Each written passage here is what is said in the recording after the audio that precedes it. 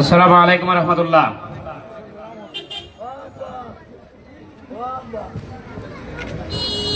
আমি একটি স্বরচিত কবিতা বলবো। কবিতাটি 2016 সালের লেখা। বিজয় দিবস যখন ছিল 16ই ডিসেম্বর, আমার বাবা তখন জীবিত ছিলেন, আজ আমার বাবা নেই। আমি আমার বাবার আত্মার মাগফিরাত কামনা করছি এবং সকলের কাছে দোয়া চাচ্ছি।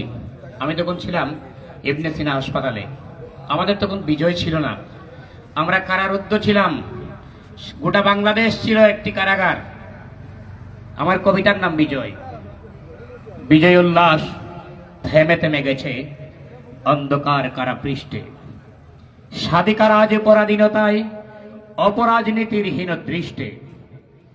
কারো ঝুঁকি বিজয়ী কাটাতারে ঝুলে অসহায় ফেলানির লাশ। কারো চুকে বিজয় উন্নয়নের নামে রোডের বদলে বাস। তখন তো এমন ছিল বাংলাদেশ নাকি? অনেকেই দেখি বিজয় খুঁজে নিয়তিবাদীদের ভাগ্যে। অনেকের বিজয় আটকে আছে পিলকানার হত্যাযজ্ঞে। আসল বিজয়ে স্বাধিকার পেলে আমিও সিনাটান করে 45 বছর পেরিয়ে গেলেও আজও হাঁটি বিজয়ের পথ ধরে। বিজয় বুঝিনি, বিজয় খুঁজি, চাই শুধু একটি মাত্র বিজয়। যে বিজয়ে হবে হিংস্রতা বলে মানবতাবাদীদের জয়। বিজয় 2। আজকের এই মানবিক বাংলাদেশের লক্ষ্যে বৈষম্য বিরোধী ছাত্র আন্দোলনের মাধ্যমে আমরা যে নতুন বন্দোবস্তর বাংলাদেশ দেখতে পাচ্ছি।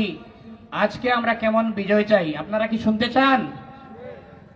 ইতিমধ্যে মোহতারাম আমিরে জামাত ঘোষণা করেছেন যে বিজয়ে আর ফেলানির মতো কাটাতারে লাশ ঝুলবে না, যে বিজয়ে আর পিলখানার সেই হত্যাযজ্ঞ ঘটবে না, যে বিজয়ে আর কখনো কোনো দুর্বল খাবে না মার, যে বিজয়ের পরে সবলেরা আর করিবে না অত্যাচার, যে বিজয়ের পরে শেয়ার বাজারের আমানত হবে না লুট, যে বিজয়ের পরে স্বাধিকার পাবো চুরি হবে না বুট।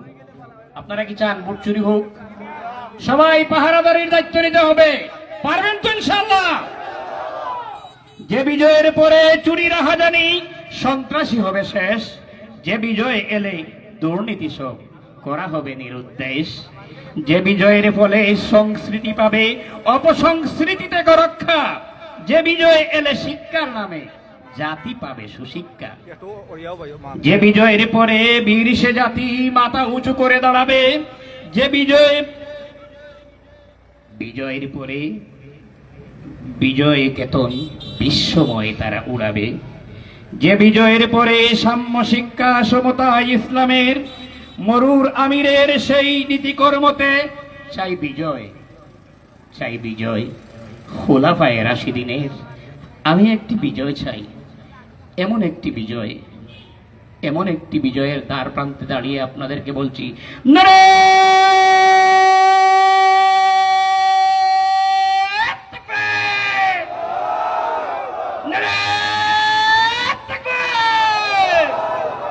আসসালামু আলাইকুম ওয়া রাহমাতুল্লাহ।